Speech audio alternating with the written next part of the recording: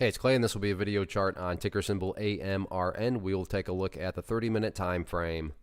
Real quick, what do I mean by 30-minute in case maybe you're new to charts? Instead of each one of these candlesticks here representing 1 day's worth of price action, which is what you would normally see, each one represents 30 minutes. So all this here may look like several days worth of time. It's actually today's price action broken down into 30-minute time slices. I like to this time frame. I think it's a good job of telling the quote-unquote story of the price. And in this situation, makes mapping out a very logical question quite straightforward. That question revolves around the fact that today the price made a really nice bounce. I mean, when you consider where the price was not that long ago, down here at these lows, and then you look at where the price closed today, any rational person would say, yeah, the bulls have definitely made a very nice bounce. But that does lead to the valid question, though, of, but is there any sort of true power behind this bounce? Is there any sort of genuine strength? Or is this just some sort of knee-jerk reaction, dead cat bounce type move? I have no idea. But like I said, by using charts, we can make answering that question very straightforward. And this key level here that's going to help us answer the question is right down here at the $2.78 mark. Why is $2.78 so important? Well, hopefully we can all agree on the logic that price movements with genuine power, with true strength, the price is going to progress forward. The price is not going to go back to where it was.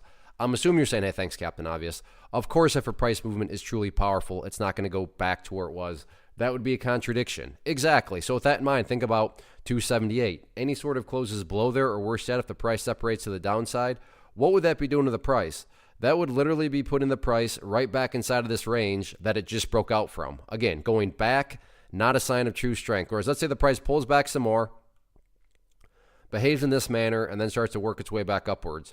What would you have in this situation? Well, you'd have a set of lows right here. You'd have this set down there. If you picture each one of these as stair steps, well, hey, now you have stair steps progressing in the upwards direction, and that's the name of the game. That's what a truly strong move is going to do over time. It's going to make progress forward. And in this situation, I'm just defining and quantifying the phrase make progress as 278. What about levels of resistance? As far as where the sellers are at, this is a pretty common ground, common area in the world of charts. It has everything to do with that pink line up there, which is the famous 200 period simple moving average.